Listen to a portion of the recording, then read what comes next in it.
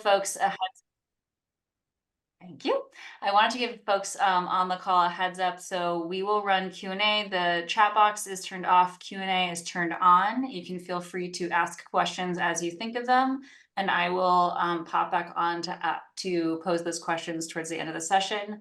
I won't be saying names, but if you have any information in those questions that potentially could identify you, it is possible somebody could realize that you attended this webinar. I like to just mention that, and you can do with that information what you will. So with that, I will pass it off to Farah, who's going to lead us today. And I will go off camera and I'll see you back here in about 40 minutes. Awesome.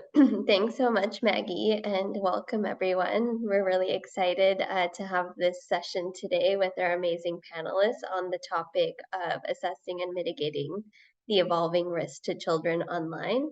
So I'll just start off with a quick introduction of myself. My name is Farah Lalani. I'm currently the Global VP of Trust and Safety Policy at Teleperformance, which is a company that offers content moderation and other trust and safety solutions to social media, gaming, dating, and a number of other digital platforms. And I'll also introduce my wonderful panelists. So today we have Bob Cunningham, the CEO of the International Center for Missing and Exploited Children. As a highly experienced not-for-profit leader, Bob believes we must be able to do better than this for children. He's been president and CEO at International Center for Missing and Exploited Children since 2018. And over the last 2 decades, ICMEC, which I'll abbreviate, has worked in more than 120 countries, empowering the global community with the tools, training, and technology to create a safer world for children. Thanks so much for joining us, Bob. And we also have Dr. Rebecca Portnoff, Director of Data Science at Thorn. Dr. Portnoff has dedicated her career to building technology and driving initiatives to defend children from sexual abuse. She is currently head of data science at Thorn, where she owns strategy and vision for machine learning across the organization. She works cross-functionally with business and technical functions to develop, deploy, and maintain ML and AI and algorithms to accelerate victim identification, stop re-victimization, and prevent abuse from occurring. She leads Thorn's engagement with ML AI as a field, including emerging threats and emerging technologies. Welcome, Dr. Rebecca Portnoff. And last but definitely not least, we have Jun Young Ro, the VP of Global Affairs for NAVER Z's Peto.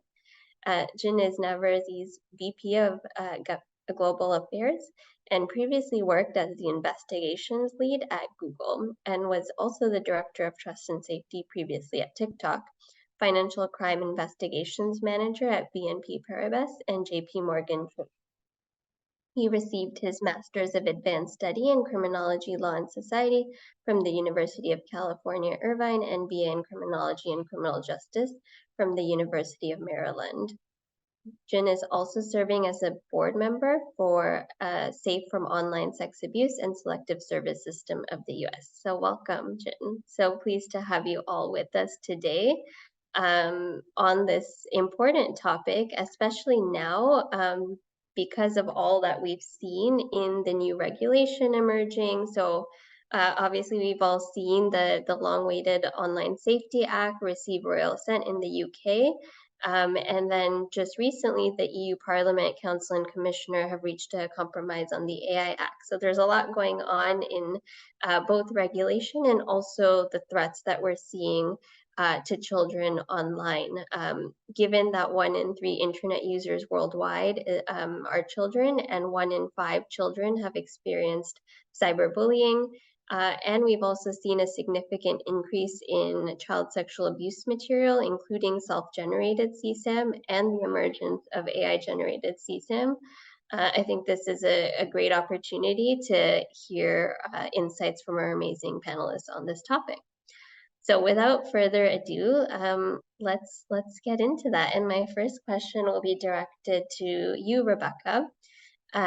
maybe you can give us a bit of a background here on what are some of the threats you're seeing emerging, particularly from generative AI, because we've seen a lot of discussion in this area recently, and given your focus on this at Thorn, maybe you can help us understand a little bit better the details around these threats. Yeah, absolutely. I'm happy to jump in and unpack some of that. So, Farah, what we are seeing is that generative AI is today being misused to scale sexual harms against children. So you've already referenced their misuse to make AI-generated child sexual abuse material. So we are seeing bad actors taking advantage of mostly broadly shared and open source models to create this kind of content via text-to-image prompts. We are also seeing bad actors misuse this kind of technology in a way that creates new victims and furthers re-victimization, specifically fine-tuning some of these base models with, and I apologize, this graphic, with existing child sexual abuse material, existing series of these children, so that the model is now capable of generating the same depictions of these kids, but in new poses and new, more egregious content, sometimes like sexual violence. So this, unfortunately, isn't just limited to images either. This kind of misuse also spreads to text, when we are seeing the misuse of large language models to generate grooming text and sexual extortion text and graphic descriptions of child sexual abuse. So the good news coming out from all of that is that we've been tracking the prevalence of AI-generated CSAM in particular in communities that are dedicated to child sexual abuse. Since last August, we published some of these findings in a report earlier this year with the Stanford Internet Observatory. But what we are seeing is that the prevalence of this content, it's small, but it's growing. It's been consistently growing since we started tracking this content. So to me, that means that while the impact is real and present and happening now, we absolutely still have a window of opportunity to intervene. Great, thanks so much, Rebecca. And building off that, Jun, because you're leading with the work at Zepeto in terms of the trust and safety aspects there, maybe you can speak to what are some of the evolving risks you're seeing for children in immersive environments, whether Gen AI or others, and kind of how you're seeing that play out. Yeah, I mean, thank you so much. I think that's a great question, and especially I think the Gen AI does really pose a lot of significant threat to online safety, especially our children in the online. And definitely a delta between the traditional social media Gen AI is the metaverse, the immersive world, right? And specifically, what we are seeing is now Gen AI combining with the immersive metaverse virtual world together and making a bigger impact to our users. What I mean by the impact is a little bit more the negative sense. Just to highlight some of the views that we see, something that I would love to share with the group here is when you look at the traditional online grooming or the traditional predatory behavior, it's a very 2D based, text based, right? Usually through the comment, through the text, the DM, the two will engage. But what we are seeing is it becomes more of a visual and the 3D basis because you could use the avatar. It's almost like a human-like interaction. So what that means is before the people will use text and then the emoji to interact with each other. Now what we're seeing is they're using the avatar's expression through the face, body, or they use a gesture to basically express and engage with the other users. And more importantly, because of the with the Gen AI, a completely different spectrum of what we're seeing, it will enable avatar to become more human-like, and it will help us. It will basically, from a business perspective, it will make a avatar a little bit more human-like. What it does is that the speed of the interaction, for example, when you look at the traditional grooming speed, at least on Zepeto, through the DM or the text spaces, the interval between the two become a little bit more close to each other. It took some time, but now with this immersive experience, it becomes shortened. So with the shorter the time, the two become a significant, and then that will become that can pose a threat to become, for example, sex torsion or the grooming behavior or predator behavior, right? So that is definitely what we see because people feel more relatable to the avatar, right? They see them as another human rather than just the text that you see. And that kind of goes to basically users have a more open mindset to the meeting people in the immersive interaction, the interactive environment, and which diminishes or lowers the suspicion of towards a stranger. When you look at the traditional social media, you will look at the profile and saying, "Hey, that may be the fake profile," or "There's nothing on the profile. Something may be bad," right? But in the sense of the metaverse immersive world, it's a strictly avatar basis, so it almost looks like you, right, or the other person, and it's almost same. So that suspicion kind of goes down. Therefore, what we are seeing is avatar based immersive world tends to create a more point for bad actors to meet with the younger users, and therefore it poses a little bit more child the activity. And the second part is very short. What we are seeing is what the immersive world create is the world, right? Before the social media, the traffic is between the influencer and then the other users. But what the immersive world does is that it creates a space where people, there's a little heart that goes in, sorry. It just makes a transaction between the users come into the world, and through this world, we haven't seen, but what we're trying to prepare for now is all these the world before it took the users to design and create and really to put a blocks to create a world, right? But now with the Gen AI, people are basically using the Gen AI to create a world, and in a bad sense, and they could come in and they could kind of go through the process. They could hide it through the images, they could hide it through the text, or they could hide through the effect or the package too. Eventually, when it gets released to the world, people will see that abusive behavior on the platform. And there's just it becomes a little bit more complicated when it comes to immersive from the sense. And then once again, what we don't see yet is we don't see a crazy byproduct of the abuse that is because of the metaverse. Because for me, a virtual world or metaverse has not yet matured yet, right? However, what makes us a little bit more scared in a sense is now before the metaverse world become mature with the Gen AI introduced, it makes easier for this metaverse to become matured, right? And it can kind of come in together. So that is what we are trying to prepare, and we are trying to make sure that we have a policy and guidelines to decide the rule on what is allowed and what is not allowed, and then what really Gen AI activity can be happening in Japan or not. I think we are trying to really stand from there, that we are also really monitoring how some of the regulation, some of the companies like Thorn, like Dr. Rebecca said, we could kind of leverage the help, then bring in those expertise, and then try to really embed it into the better process. Awesome, thanks so much. And I think, so we kind of got in a lay of the land in terms of some of the Gen AI risks, particularly for CSAM generation, and then some of the threats in the immersive environments. And overall thinking about assessing risks for children online, I wonder if there's also some positives we should be highlighting or speaking about in terms of either improved AI classifiers that we can now use, or using Gen AI for content moderation to really better understand the risk to children online and protect them. So maybe Bob, if you want to speak to that, and then also Rebecca, would love your perspective there as well. Slow on the mute button, sorry. So at ICMEC, we work with law enforcement and corporations and other NGOs all around the world. And I think we're starting to see some approaches that will allow generative AI to really step up the protection of children in addition to these threats to children. And what we're hearing from folks who are looking at this right now is the same characteristics of generative AI that are allowing bad actors to abuse the technology to harm children are hopefully going to allow good actors to use the technology to protect children. So when you think about generative AI, what is it? It's AI before generative AI would take large amounts of data and recognize patterns in it and that sort of stuff.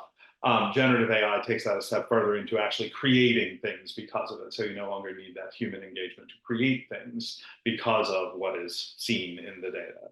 And so I think that if you think about what people who are harming children right now are doing, they're taking ideas that have been around for a long time, right, in terms of these technologies, Photoshop, virtual and augmented reality, animation, all of those kinds of technologies that have existed, and they're improving vastly on them by using generative AI, right? So what we are looking to see now is how can generative AI be used with tools that already exist? So like you said, the content moderation, how can we use generative AI to be able to faster, better, more accurate kind of content moderation, or providing information in terms of recommendations and things like that to people? More importantly, how can organizations like our friends in law enforcement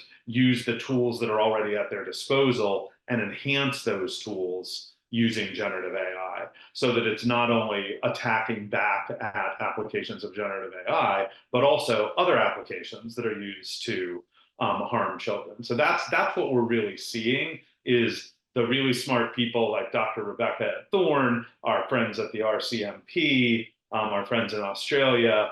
They are all now looking at how to use generative AI to augment tools that already exist as a start, also thinking of what could be created. But I think our hope, ICMEC's hope right now, is that some of that work on what exists will be amplified and augmented so that it can combat this in a much faster way. We can't wait, right? It's not at the point where it's a massive, massive problem yet. As Rebecca said, it is growing. We can't wait until it's grown to attack it. I think that's the point. Thanks for Great the point. kind words, Bob. Oh, sorry, Farah, I didn't mean to cut you off Yeah, there. I was just going to turn it to you, so go right ahead. Yeah, no, thanks for the kind words, Bob. I think that the only level of detail that I would layer onto that is, when it comes to generative AI technologies, those advances are really built off of the backbone of new deep learning architectures, like new model architectures, so things like transformers and diffusion models, and that these deep learning architectures absolutely can be used in other more traditional detection and prevention settings. And so to me, from a practitioner's perspective, that's sort of the first thing that I would do, is in the same way that with any kind of new advancement in machine learning and AI, we would want to see whether or not we can update our current tech stack to reflect those new advances. That's kind of the first step. And then to Bob's point, there are also more like future-looking ways in which we could potentially take advantage of some of the maybe image summarization aspects of generative AI technology that's to specifically help with investigations. Awesome. Thanks so much, Rebecca. And so transitioning from that kind of focus on the threats and technology and also the new potential opportunities, maybe we can talk a little bit about the regulation that we're seeing across the globe. And I want to come to you, Jun, and ask about, with the Online Safety Act and of course the Digital Services Act, which is passed, what are some of the new requirements you're seeing on platforms to protect children, and how are you particularly looking at, assessing risk in line with the new regulations? Oops. Yeah, thank you. First, we are not part of, Geppetto is not a very large online platform, so thank God. We don't have to meet, those are not some of the requirements that we have to do. One is how we're doing first, is we are currently working with the in-house counsel and the external counsel that are in the EU and the UK to basically form some of these the action item, and they're trying to implement it in the Geppetto. Some has been implemented already, some still in the work in the progress. And I'm gonna kind of build up my conversation up or talk around this one is where we are basically trying to do what is listed on the regulation right now, right? Can we go above and beyond? I want to build a little bit more around those.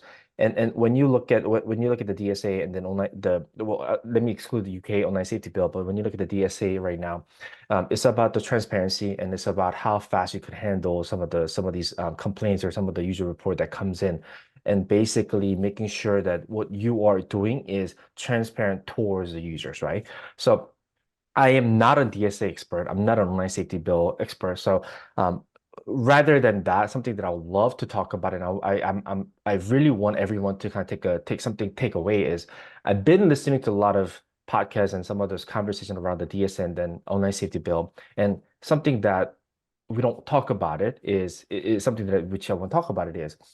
When you look at the DSA, it mimicked the financial crime, anti-money laundering, counter-terrorist financing regulation in the EU, which is very similar to, for example, the BSA, Bank Secrecy Act in the US.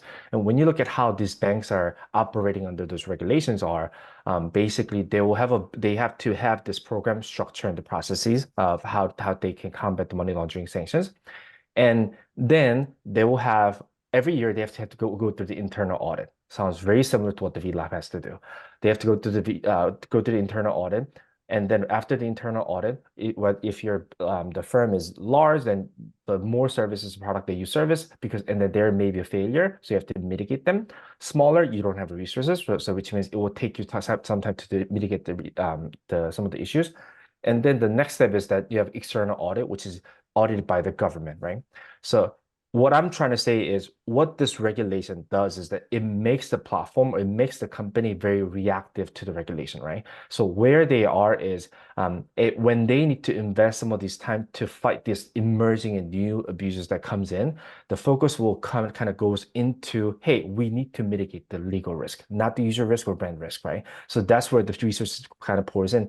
And all of us here in trust and safety professionals, we see we have been there where with the downside of the economy after the pandemic, the layoff in the techs, after the HR, we were also trust and safety field had the large impact, right?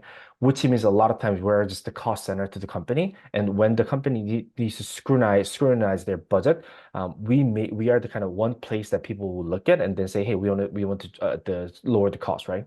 Then the platform will have to choose either they have to abandon them or they have to basically just mitigate the legal risk. And that is a part that I am a little bit more concerned about the DSA and the UK online safety bill, which is same as the UK online safety bill age assurance. For me, I'm not against the regulation. I am for the regulation person. And I think the regulation do provide internal controls and the safety net to the platforms and the community. So I am definitely, but what I think we need to do as a professional, not as employees, as humans and citizens, we need to constantly engage with the legislator and then the work with the community to make sure that these laws will have a gap, right? These laws will have a problem, and we need to address them so that this regulation is a constant ongoing thing rather than the one-time regulation that is there and done, right? Because what we don't want to see is all these big techs and the small companies are doing all they can, all they're doing is really mitigating the legal risk. And that is the biggest concern that I have about the DSA. But once again, I am very aligned as much as aligned with the DSA to the transparency. I think the users will need to know what is really going on and how when we receive the complaints from the user report and how we have to act on it and what are some of the processes and some of the controls that we have to make sure that users are protected. Perfect. Thanks so much, Jun. And Bob, I think you can probably share some insights here as well, given that ICMEC has done, a global review of legislation. So when it comes to legislation across the globe, how are we seeing countries working to create and enforce laws that protect children? And maybe you can speak to some of the trends or highlights that would be important for all of us to know. I think I'll start by speaking to some of the confusion, because that's the kind of overwhelming experience that people around the world are having right now, especially the folks who are charged with enforcing policy and legislation.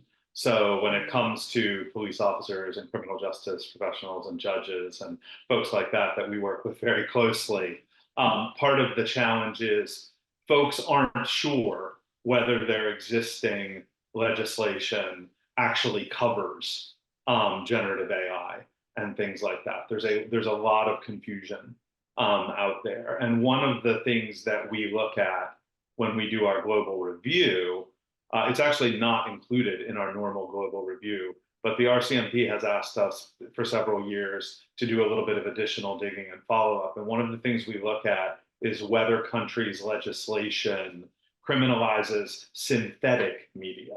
So, in other words, cartoons and anime and manga and things like that. And there are, out of 195 countries and territories that we look at, 124 of them actually do have laws that criminalize synthetic media. We at ICMEC believe that in most cases, those laws can be applied to images created with generative AI and things like that. We're not legal experts in every country or anything like that, but we're strongly encouraging the countries around the world where we work and where we have relationships to take that approach and to look at that. The challenge is, even if the laws exist, then you have to have police who understand that, and you have to have prosecutors who understand that, and you have to have judges who understand that in terms of how they treat evidence, what they accept as evidence, those sorts of things. And this is where I think trust and safety professionals can come in a little bit, is if you are seeing, these types of images and you're experiencing it, by all means report it, right? Especially if you're in those 124 countries. By all means, report it to the police like you do any other criminal activity. And that will start kind of encouraging, just that will help to encourage folks to look at this, think it through.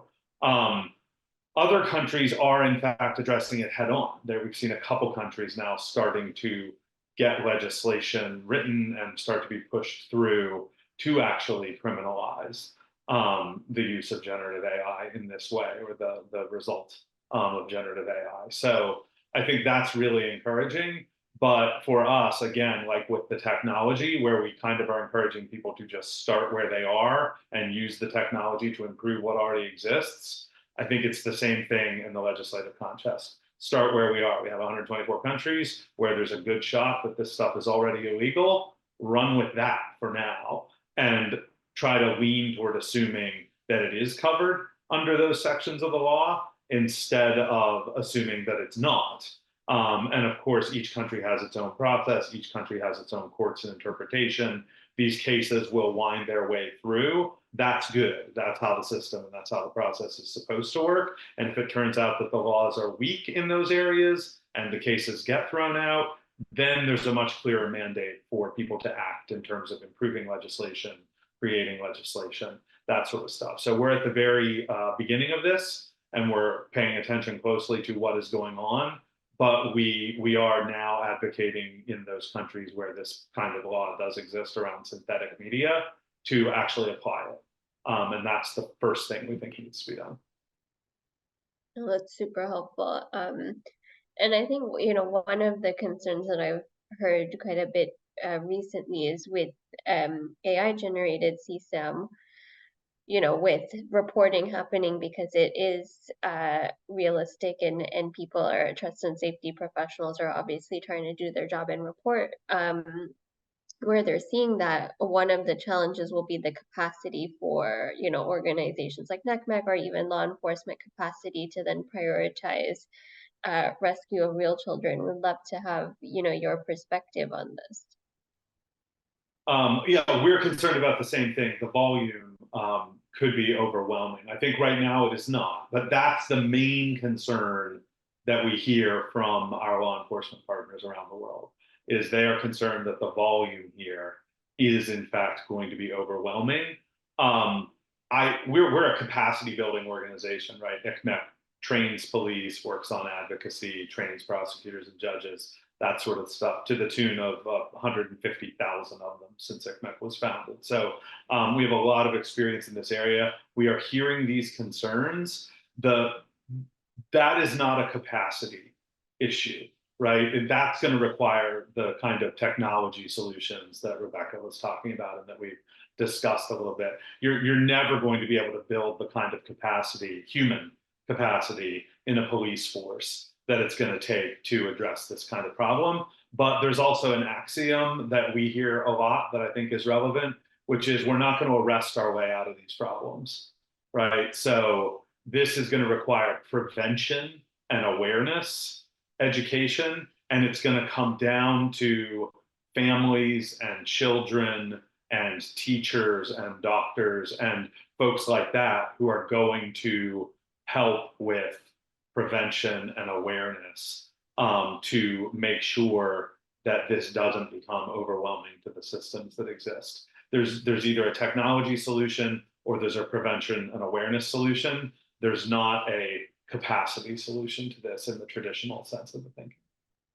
I think that's a really insightful point and a great segue to Rebecca, because I know when we're talking about mitigating and how we deal with this, obviously regulation is one tool, and the reporting and enforcement is one tool, but what are the opportunities to build on Bob's focus on prevention to actually ensure safety by design and sort of building some of these preventative measures into Gen AI or other technologies to create safer online experiences for children from the get-go?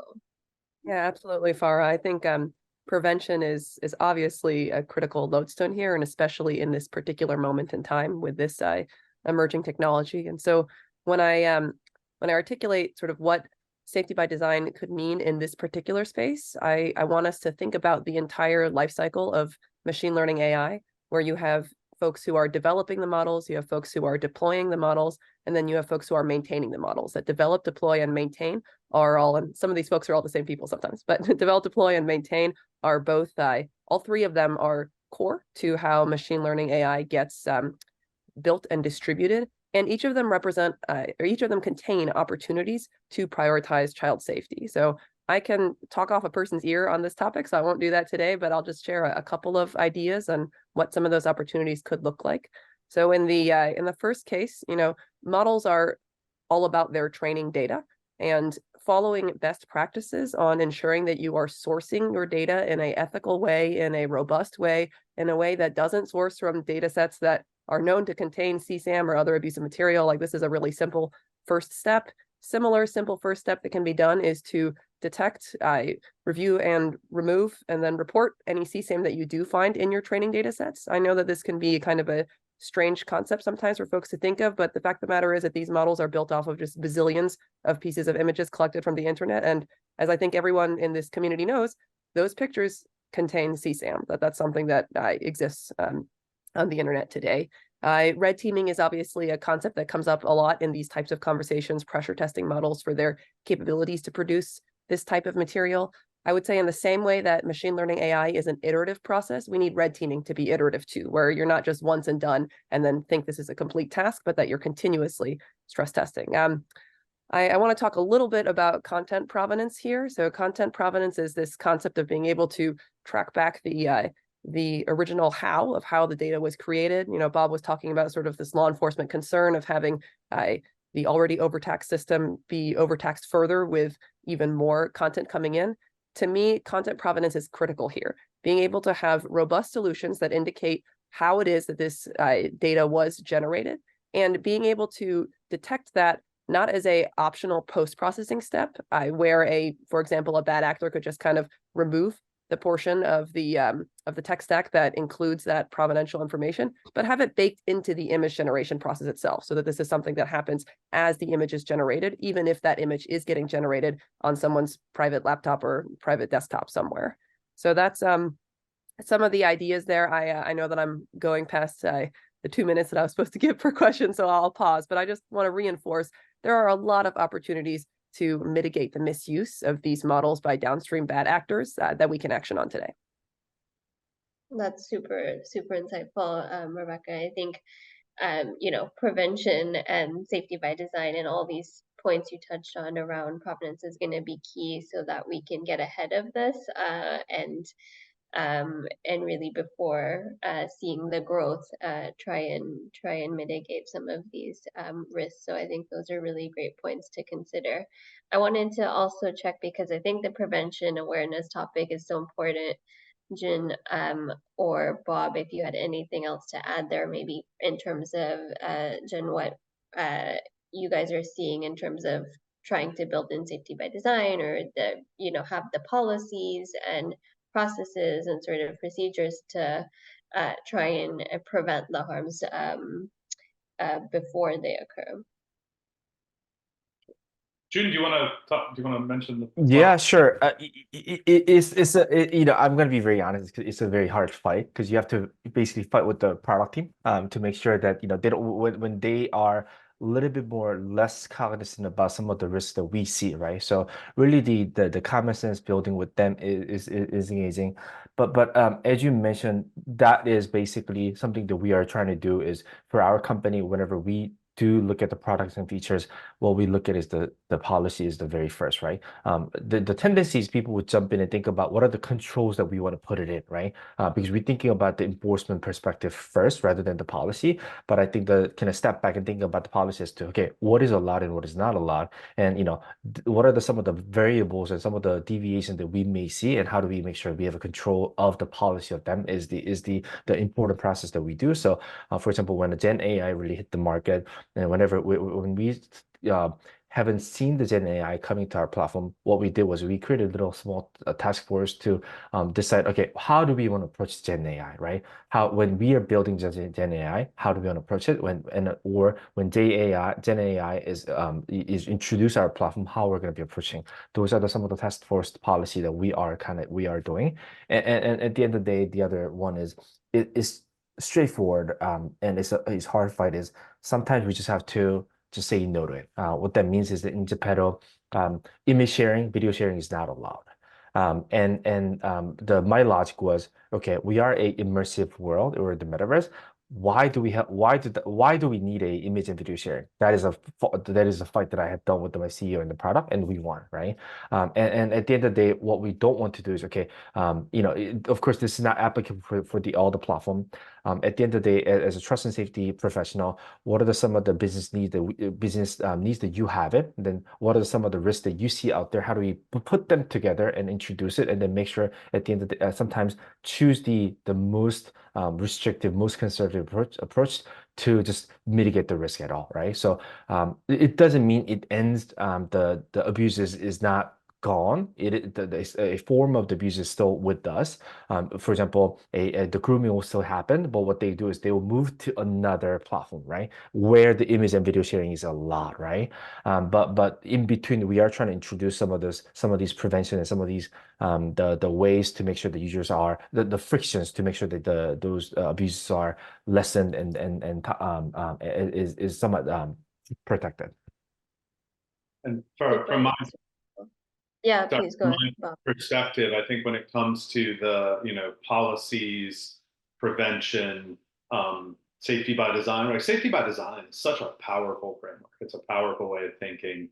And one of the questions that I had, for my own teams at ICMEC and for others that we work with is, how closely does existing policy and how closely does existing regulation and legislation line up with the thinking involved in safety by design?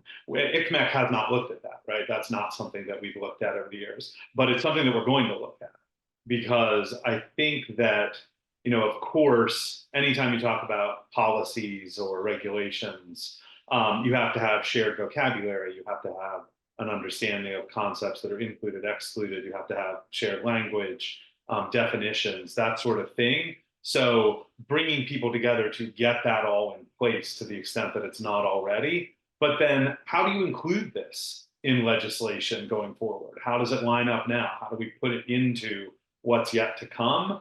And that's one of the conflicts I see between policy folks and companies, in the world is, companies are, as June said earlier, compliant oriented, right? They're compliance oriented. They want to make sure they're complying with what is needed.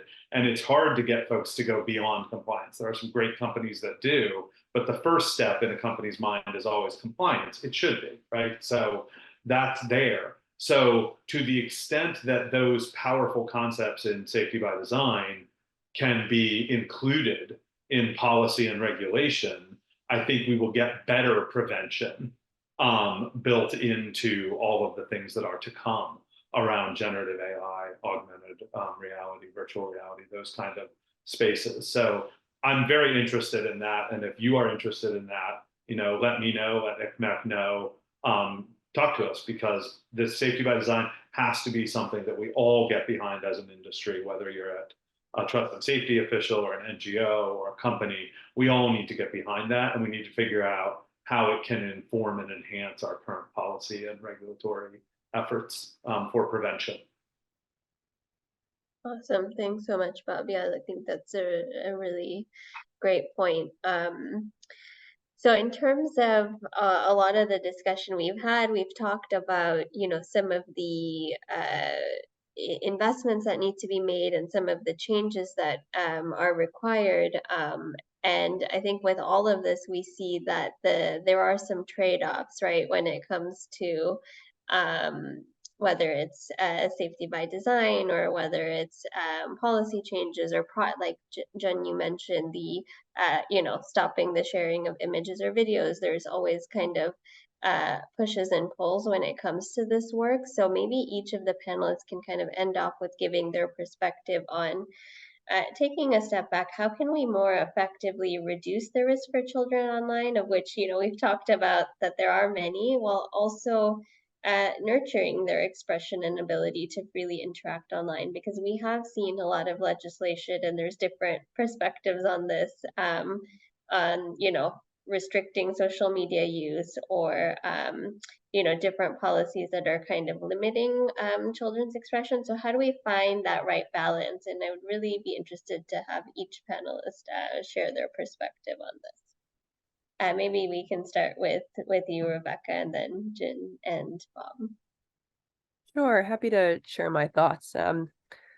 So I think, sort of trying to build off of some of Bob's last comments, actually, I would say this is less of a how and more of a what.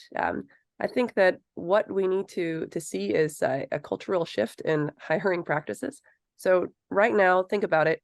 When a tech company spins up and they're scrappy and they're trying to get things going, who's their first hire after, who's the founder's first hire? It's an engineer, right? It's an engineer who can actually build something. That's their first hire. So I would like to see us have a culture shift where the engineer is, yes, the first hire, and then hire number 2 is a trust and safety professional. Somebody who has seen where these things can go wrong, where they can go right, who understands the nuances of what needs to be balanced and can work as a team, so that, to Bob's point, we're actually actioning on safety by design. Because I talk about safety by design in the case of generative AI, but this technology is out there, right? So to some extent, it's safety after design a little bit. And I would like to see us shift to a place where it's truly safety by design. Yeah, for me, rather than the reducing the risk, I would love to talk about the nurturing the expression, and then what are some of the things that we can do. This definitely will not be regulated, part of the regulation or anything, but something that we see as a promising data. As a smaller company, we had this is kind of building up to what Bob said, and then Dr. Rebecca, we just had a lot of restriction as to what we can do with the engineers, right? So we do have a traditional detection models and then enforcement, but at the end of the day, it was not, we didn't have we didn't have too much resources or money to enhance them constantly, right? And to build more controls around it. So what we decided to do was we start to talk to the users, and what we TLDR of it is what we found out was a awareness of the safety of our young users. For example, when we ask, do you feel safe? What does safe mean to you, right? A people's awareness of safety was much less than we thought, right? And it was varied by the different regions of the region. For example, users in the Southeast Asia had a much less, when they think about the safety, they're talking about the sexual harassment, bullying. That's it. Well, they don't think about the scam, the integrity, some of the misinformation, disinformation. They don't be cognizant about it. So what we decided to do was two frame of it was education and then incentivizing the safety. What we did was, hey, if you read our community guideline, we're going to incentivize you, right? If you take this quiz, we are going to give you the items, right? So what we want to do is we wanted to make sure that our safety becomes more immersive and it's more fun to the users. Like how you're on an airplane, before, right before you go on, before your flight is up in the air, you see this very traditional, boring safety, the announcement, right? Now there's most of the airline is pretty immersive, right? For example, Korean Air, they use the K-pop stars, make sure that it's fun to watch, right? So that's what we want to do was, hey, safety isn't just a feature. Safety is not a boring subject, but we wanted to make interactive, it's fun. And then also you could make a money. And what I mean by the money is that we will give you the coin and we'll incentivize you for doing this one. And what we saw the promising data as to users interactive, their awareness. For example, when users with the little bit more of the education and more of the awareness, there, for example, the user report tend to have a higher positive rate, right? When they report, it becomes a positive rather than the false positive. And also, it just becomes so powerful. So echo to the Bob, I think at the end of the day, the platform will need to think about, hey, within our community, how are we going to raise the awareness of these groups, right? And then bigger, from their bigger perspective is how are we going to involve the parents and then community members to make sure they are also watching us and they're watching the children and that we make these internet safety. So for us, the raising the awareness and making sure providing this education has been the top priority and will be the priority for us. Yeah, June, there's no way for me to top that. It's culture and education. And that's the responsibility of every company and every NGO and every lawmaker and every family. And that's what this comes down to, right? So if we are developing environments on our platforms where there's that culture of safety, culture of awareness, culture of caring about kids and for kids, then you're going to still have bad actors, but the impact is going to be less and less and less. And the ability of the people who are there to have fun and the ability of the people who are there to do what is meant to be done on these platforms is going to be enhanced. And the experience of young people on the platforms where young people are appropriately on platforms is going to be enhanced. So I think it's that. And then it comes back to, we often leave schools and folks like that out of these equations. They can't be. Right? Like this has to be part of what our schools are addressing. It has to be part of what our systems of education are addressing. And that's the only way that you're truly going to have safer kind of environments.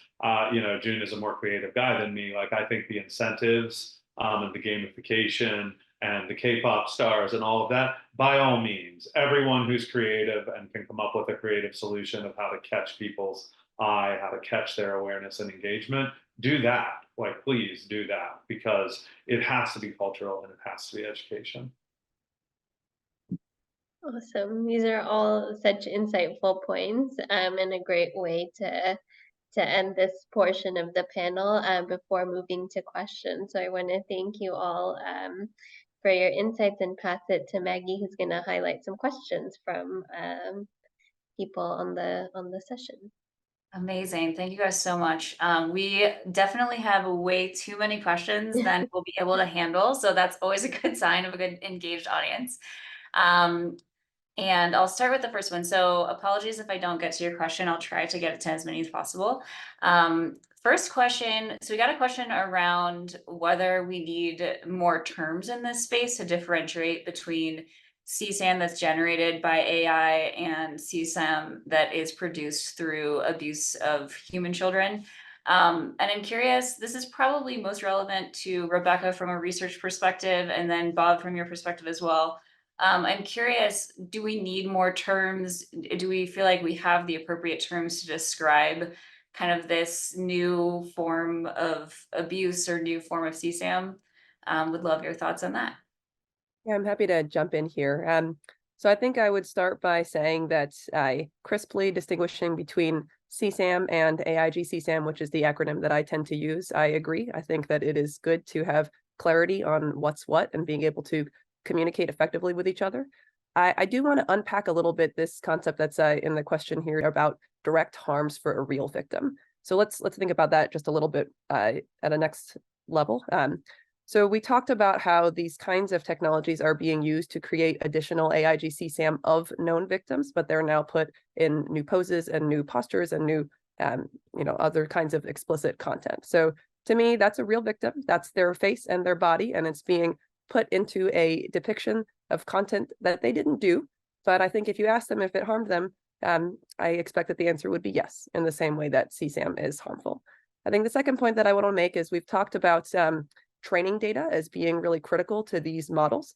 The fact of the matter is that AIGC-SAM could not be created with generative AI if the training data sets did not contain photorealistic images of real children. And I would ask you, did those children consent to the use of their faces and their bodies to then be made to create AIGC-SAM? Did their parents consent? Do we as society consent to the use of our children's images, their faces and their bodies to create this kind of content? That to me has to be a part of the conversation when we're talking about harm.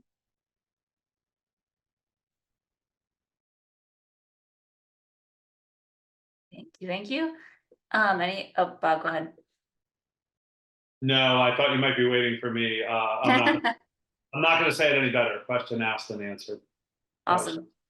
All right.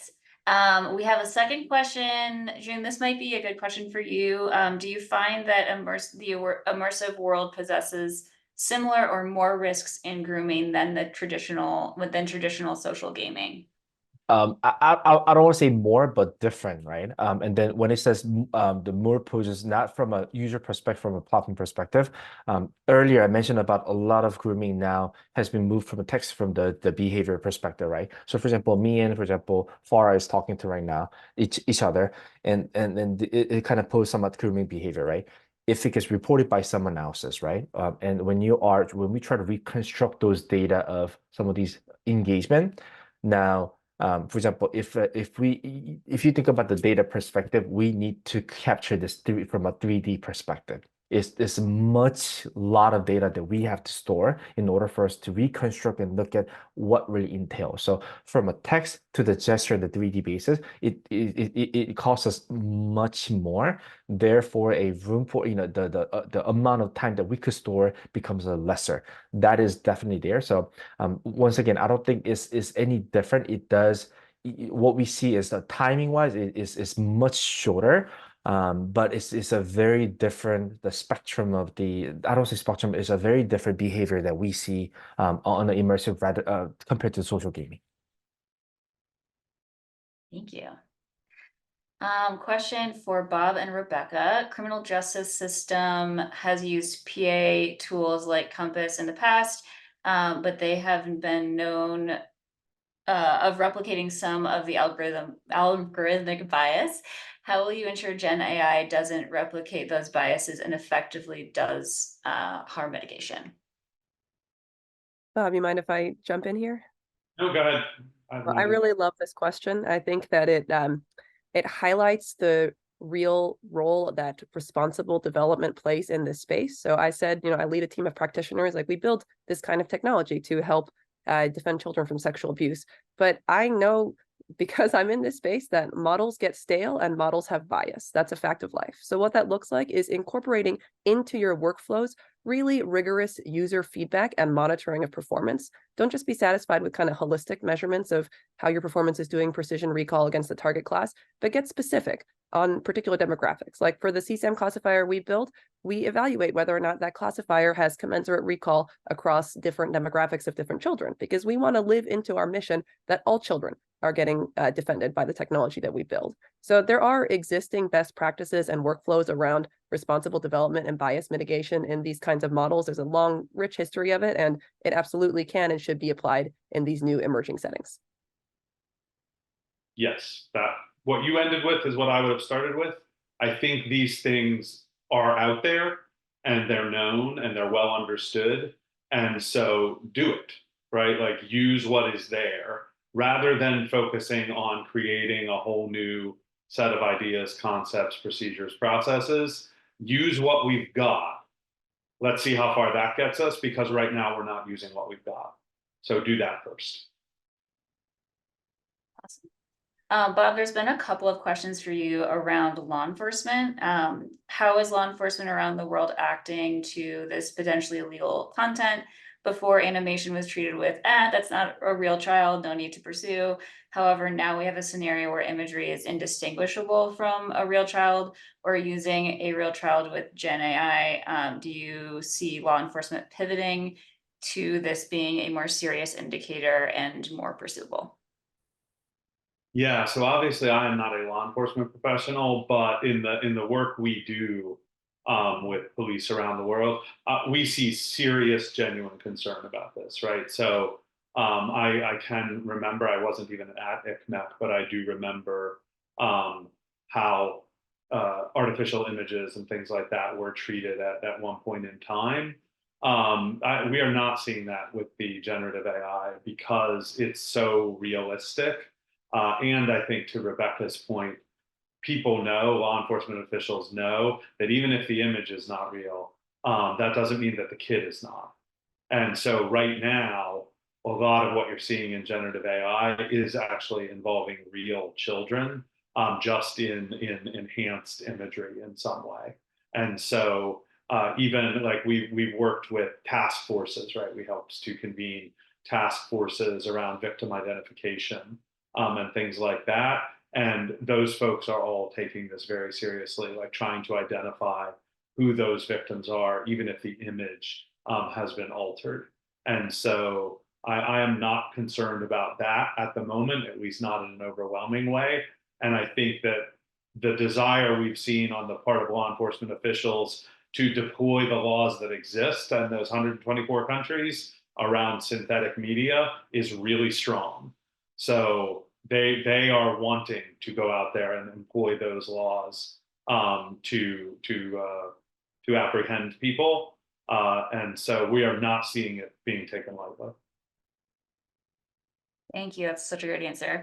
Jun, this next one's for you. Are you thinking about getting some kind of watermark tech or or in your avatar creation that has ability to not available an avatar for Gen AI use or not allowing for screenshots, imagery of avatars to then be manipulated? Yeah, definitely. I think there's two perspective of it. One is the watermarking the AI or the AI notification is something that we're doing it. So for example, some of our creators are using the Gen AI to upload some of those items or some of these resources. The watermark will kind of, not the watermark, but the notification of the AI will go in to make sure the users are aware this is AI. And for the watermark of the avatar, I think that is something that we're not actively doing it yet, but we will likely need to consider if our avatar becomes more realistic and human-like. At the moment we're not, right? But that is something that definitely we want to explore, because right now our avatar is much animated like. So that is where we are. But definitely something that we're going to explore. Awesome. And we have time for one more question, and I'm ending on a really hopeful question. I am in prevention and wondering how often those in the trust and safety world receive prevention education and training. I listened to this conversation. I'm so hopeful that if we work together, we could make even greater strides to protect children. And I think this one's probably for anyone. Actually, Farah, this is a great question for you. You probably could answer this question. I mean, I think it's a great point. We all should, right, be getting that training, and I honestly don't think that it's standardized or consistent, or it's happening. So I think that's a huge opportunity and maybe something we can work on with the TSP. If only there was an industry association that could lead that kind of charge. If only, if only. Well, we're right at time. I just want to thank everybody. I had folks copy over the rest of the questions so we can kind of summarize those and see if we can answer any other questions. Thank you to everybody who attended this session and for all of the engagement. It's always really great to have such great turnout, especially for such a critical topic. And thank you to our panelists and to Farah for organizing. This has been amazing and so valuable. So, and valuable to all the folks who will watch back. So thank you so much. Thank you so much. Thank you, everybody. Everybody.